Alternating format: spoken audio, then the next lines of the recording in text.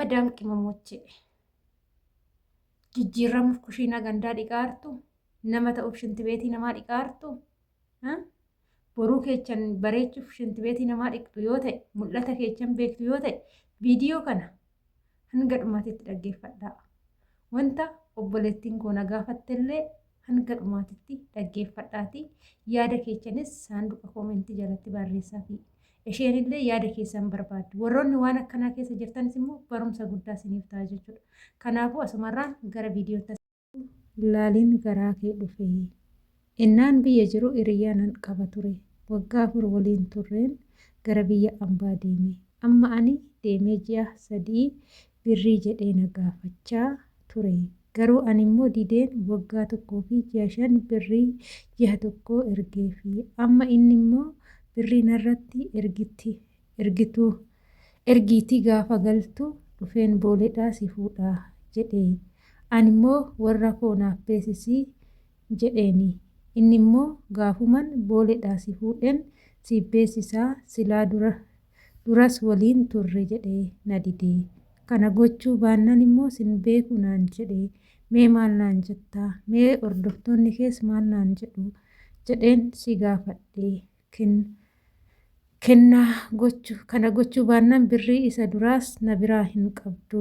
Anis hin beeku atis nan beektu naan jedhee maaloo maal naan jettaa? Biyya Arabaa kan jiraannu nuti garadiidha. Kana sirriitti beekuu qabna. Afaani Arabiffaatiin immoo kaddaamaa shaqqaalaa jedhamne isa afaan Oromootiin miti afaan jaraatiin afaan Amaaraatiin garadii yookaan afaan Oromootiin hojjettuu yookaan sarraatenyaa jedhamu sani jechuudha. Nuti sa'aatii kanatti isa jechuudha. Siniif galee egaa akkuma obboleettiin keenya jettee biyyarraa gisee jirtu hiriyyaa qabdi. Hiriyyaan ishee sun biyyarratti waggaa 4 wajjin turan. Osuma jiruu kana wajjin jiraatanu gaafa waggaa 4 boodatti immoo carraan hireen ilma namaa akka wajjin jiran sanii miti carraa ta'etti ishiin immoo gara biyya ormaa kana hojjetachuu dalagachuu dhufteerti. Ergas dhuftee baatii 3 gaafa guuttu maallaqa narratti galchi jedheen. Ishiin immoo maallaqa sirratti hin galchuu jetteeni waggaa 1 fi baatii 5 diddee mindaa baatii 1 ergiteefi jechuudha. Gizee kana ammas maal jedhanii maallaqa narratti ergi gaafa galtu booleedhaa dhufeen si fuudhaa jedheen. Ishiin immoo lakkii jalqaba maatii koo na beeksisii saniin boodan maallaqa sirratti ergaa jetteen. Inni immoo lakkii gaafuma booleedhaa si fudhadhu sanan warra keetiif si beeksisaa. San ta'uu baannaan sin beekuu nan beektu jedheen. Egaa obboleewwan kiyya warroonni akkanatti dhiiraan shawwadamtan warroonni akkanatti dhiirri sin gowwomsu ijoollee baay'een gowwomtanii karaarratti haftanii jirtu. Gizee gola madaamii hojjennu gizee hojiirra jirru sa'aatii kanatti nuti hojiirra jirra malee sadarkaa gaa'ila keessa jiraannee bultii keenya ooffachaa hin jiru jechuudha. Maallaqaa fi jaalala gaafa wal bira qabnee duddaaf garaadha jechuudha. Jaalalli wanta maallaqaan hin dhufne. Maallaqni immoo wanta jaalalaan dhufu jechuudha. Yoon siniin jedhu maallaqni jaalala bituu hin danda'u. Jaalalli garuu maallaqa bituu ni danda'a. Haala kamiin namni tokko gaafa walii galee jaalala qulqulluu waliin qabaate waliigalteedhaan hojjetatee bakka yaade san ga'uu danda'a. Garuu immoo tokko maallaqa jaalatee tokko immoo jaalala yoo barbaade gara jechuudha. Asirratti shamarri kennituu miti. Shamarri dhiiraaf kennaan kennitu. Shamarri dhiiraan na fuudhi jettee maallaqa irratti hin ergitu. Shamarri dhiiraan boru na fuuta jettee mana nu ijaarin jettuun. Dhiirri tokko ilmi dhiiraa gaafa bultiin isa barbaachise gaafa jireenyi isa barbaachise ammaan booda bultiin ijaarradha jedhee gahee mataasaa waan ta'eef bakka jalqaba irratti gaafa intala namaa fuudhu san bakka jiraachifatu qopheeffachuu qaba jechuudha. Ammas haa ta'u duras haa ta'u jechuudha. Shamarri mana ijaartee dhiiran fuutu waan ta'eef. Shamarri na fuudhi jettee nama tokkotti maallaqa hin ergitu waan ta'eef. Ilma dhiiratitu kabajaadha warra ishii dhaqee intala keessan barbaadeera. Intala keessan nuuf kennaa jedhee maanguddoo ergata malee dubartiin ilma keechan naaf kennaa jettee warra isaatitti maanguddoon ergattu jechuudha. Innaa hoo gaafa biyya ormaa dhuftan kana maatii keessantu biyya ormaa sin gaggeesse yoo ta'e maatii keessantu waan qaban sinitti gurguree yookaan lafa sinitti gurguranii yookaan midhaan galfatan hunda sinitti gurguranii yookaan sangaa sinitti gurguranii biyya ormaa sin ergatu. Dadhabbiin maatii keessanii sun ija keessan afuudha maa bade. Har'a boru nafuudha booletti dhufee nafuudha jettanii waa'een boolee sin yaaddachee nama tokko maallaqan ergina. Yaadeemu karaan dudda lukkuu haa ta'uuf baasalaama jedhiin ishii inni obboleettii koo agammaatitti kan hojjette keessaa akkan yaada dubbisa keetii dubbisetti birrii waggaa tokkoo fi ji'a 5 keessaa birrii baatii tokko qofan isarratti erge jetteerta. Inni immoo ammaan booda maallaqa narratti hin ergine taanan maallaqa keetis hin beeku sis hin beeku dheera. Maallaquma san fudhatee sirraa haa badu. Dhugaan sitti himaa. Maallaquma san fudhatee sirraa haa badu baasalaama jedhiin. Ati goobazii yoo taate immoo xiiqii kanarra ooluu qabda.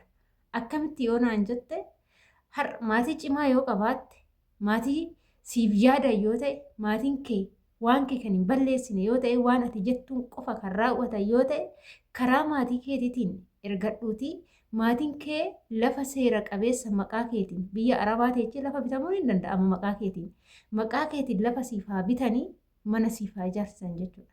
Yoo maatiin kee waan san siif hin goone ta'e yoo maatiin kee lafa sii bituu kan hin dandeenye mana sii ijaarsisuu kan hin dandeenye ta'e obboleettii koo na amani birrii kee doolaaraan of biratti ol kaawwadhu. Birrii kee maallaqa keessan doolaaraan of biratti awwaalladhaa qabadhaa. Waggaa 3 yoo hojjette haga waggaa 3 baranaa maallaqa takka yoo keessaa balleechuu baatte parsantii argatturraa maatii keeti ji'a 6 hin ergituuf ji'a 2 ji'a 3 yookaan gizee ayyaanni dhufe jechuudha. Gizee sanitti maatii keeti gubbaarra 500 yoo ergite maatii keessuma gammachiisa 20 akkas 15,000 Itoophiyaan ta'a. Maatiin kee 15,000 20 miti 1,000 yoo ergiteef eebbi isaanii sirra dhangala'a jechuudha. Siif galee miti sanirraa kan nafe kan si bareechuu kan si tolchuu maallaqa kee qofaadha. Kan abbaa manaa si fidu maallaqa kee qofaadha. Yoon sin jedhu intala kabajaa qabdu gaafa taate.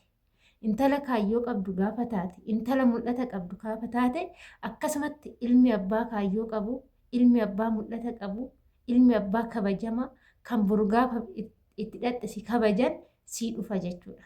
Kanaafuu har'a ollaaniirraan akkanumaan kan likiskistu olii gadi nan dhoofa yoo jette tuni ammaayyuu yoo kana ati erga biyyaa baate waggaa fi ji'a 5 aganatti taa'een na eega jettee hin addatin. Dhiirri maallaqa faarsu dhiirri karoora maallaqaa qofa yaadu dhugaan sin jedha na amani waggaa fi ji'a 5 miti guyyaa 5 ta'a guyyaa ati deemte sanirraan inni waan biraa eegala. Gaafa ati wajjin jirtuyyuu dhossaadhaan waan biraarra jira jechuudha. Siif galee kanaaf dhiirri tokko sin barbaadu yoo jedhe maallaqa narratti ergitu malee sin barbaadu yoo jedhe yoo ati maallaqa narratti erguu baatte sin beeku yoo jedhe karaan dudda lukkuu siif haa ta'u jedhiti irraa bulookii kee jala galchiiti. Ati hojii kee kaayyoo kee mul'ata kee namarraa fagaadhuti jechuudha. Haga guyyaa gaafa afaan guuttee dubbattuu bira geechutti hojjetadhu. Na amani waggaa 2 keessatti mana biillaa maqaa keetiin ijaarsifattee giiftii taate maraxamtee odoo hin taane maraxxee kan si fakkaatu kan si madaalu dhufee si fuudha jechuudha. Qabeenya irratti hojjettu kuni qabeenyi gaafaati humna odoo qabdu kaattu kuni si'iif qofaa miti. Ofii keetii fi miti har'a kan kaachaa jirtu. Mataa keetii fi miti har'a kaatachaa jirtu. Nu hundumtuu mataa keenya fi miti firee boru godhachuu deemnu jechuudha. Qabeenya irra guduunfannu.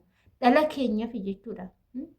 Asii yoo galle hundi keenya shamarri biyya Arabaa waggaa 3 waggaa 4 waggaa 5 6 hojjettee biyya ormaatii gaafa galtetti dirqama daftee gaa'ila keessa seenti jechuudha.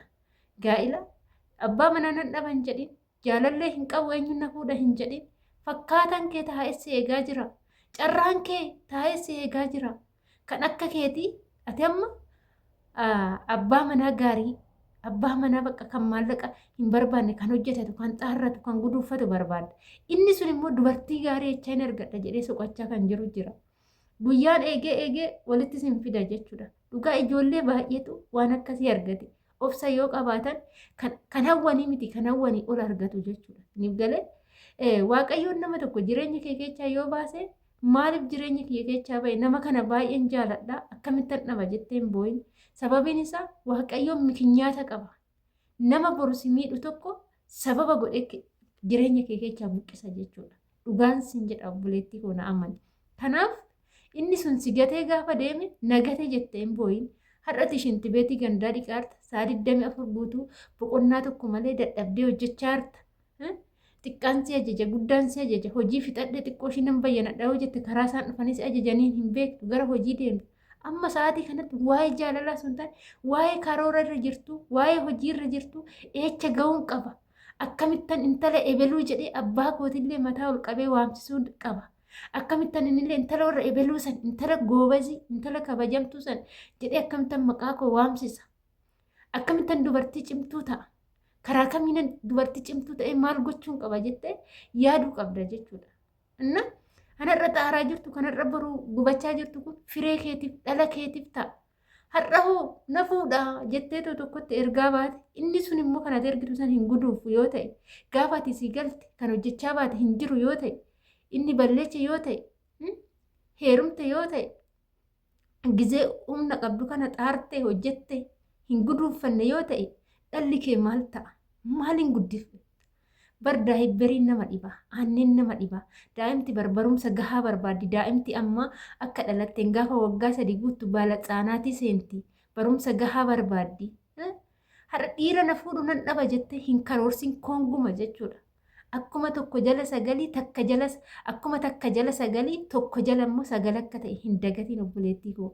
Tasallee ati goobaziif cimtuu taanaan dhugaan sin jedha. Mahaandasii abbaa fedheetitti nama heerumuu danda'uudhaati. Kanaaf kazim jedhee sitti baacu kan waa'ee maallaqaa sitti faarsu namni sun jireenyaa sin barbaadu.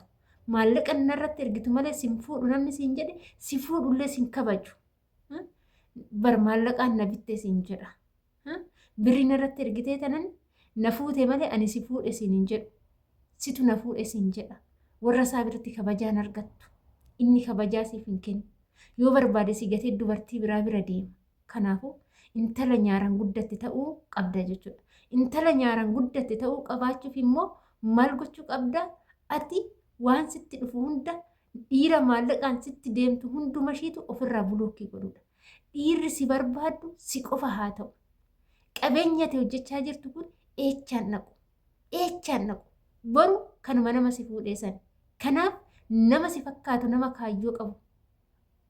Itti heerumuu qabda malee nama akkanumaan oonlaayinii irra sa'aa 24 taa'ee shamarraniin birrii naa ergaa jedhu tasallee abbaa manaa naa ta'a jettee hin yaadin jechuudha.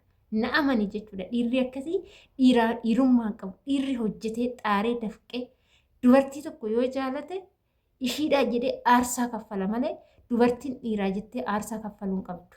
Dubartiin dhiiraa jettee maallaqa hojjechuu hin qabdu. Dubartiin dhiiraa jettee kennaa maalan bitaaf jettee xaaruun qabdu. Dubartiin dhiiraaf jettee qubeellaan bita jettee dhiira qubeellaa bituu hin qabdu. Dhiiratu dubartiidhaa qubeellaa bita. Dhiiratu dubartiidhaa kennaa bita. Dhiiratu dubartii mataa irratti baatee kabaja. Dubartiin kabajamtuudha. Dhugaan siniin jedha shamarran keenya. Ofin xiqqeechinaa iddoon keenya guddaadha. Iddoon keenya guddaadha. Nuti mangistii caalla jechuudha. Har'a bar mangistii kan ta'ee jiraatu kun dubartii keessaa ba'e waan ta'eef dubartiin iddoo guddaa qabdi jechuudha. Haga fedhes yoo ta'e bakka keechan hin wallaalina. Ijoolleen baay'een gola ormaa keessa hojjettanii dhiiraa jettanii kan xaartanii dhiirri sin boochisee imimmaan lakkuu dhangalaasaa jirtan baay'ee keechantu jira jechuudha. Kuni dogongora guddaadha sinittani maali. Abbaan fedhe sina jaalattanii miti kara keetiin badoomni hin dhufiin ati waan badaan godhin ati biyya ormaa deemeen jira maallaqa argadheen jira jettee sarratti hin jijjiiramiin. Garuu inni sirratti jijjiirame taanaan bas salaama jedhin karaan dugda lukkuu siif haa ta'u jedhin siif galee maaliif jennaan inni si fuudhullee siif hin ta'u waan ta'eef siif galee miti kanaafuu isin bakka keechan wallaalina marcummaa keechan of jalaan kaasinaa jechuudha. Dhiira akkanumaan xibaaree bichaa isinitti xabaartu kana godhee san godhee asiin ba'ee achiin ba'ee waanuma hojjechuu hin dandeenye arraba irratti dhibba godhee kan faarsu dhiirri akkasii. Afaanin malee hojiidhaan hin agarsiisu. Dhiira hojiidhaan agarsiisu. Dhiira yeroo hundumaa uffata hojii uffatee yeroo hunda hojii irratti argamu. Galgala gizee boqonnaa isaa sii dawwalu isa dhiira akkasii barbaadadha. Dhiira guyyaa ol galtee algaarra ciistee yookaan dhagaarra teechee viidiyoo sinii dawwaltu mataa ishee akkana godhachaa sinitti haasoftu dhiira akkasii san hin barbaadinaa. Sun bultiidhaa siniif hin ta'u dhugaan sinitti shamarran keenya filannoo keechan tolfadhaa. maalitti akka hirmuu qabdan tolfadhaa. Fakkaataa keessa nama hojii jaalatu ta'uu qaba. Ilma gabaree hojii jaalatu ta'uu qaba. Kan sin fakkaatu kan akka keessanitti cimee dhala kiyya gaafan argadhe mana barumsa gahaattan barsiisa. Jiruu kiyya gahaa haadha manaa kiyya maragaanan jiraachifadha kan jedhu akkuma nuti abbaa manaa keenya kabajaan jiraachifanna. Abbaa manaa keenya akka arabdootaa kanatti isa wajjin laayivii dabarsuu barbaanna akkuma jennee yaadnu arabdoota irraa waa hedduu baranneerra nu shamarroonni jechuudha.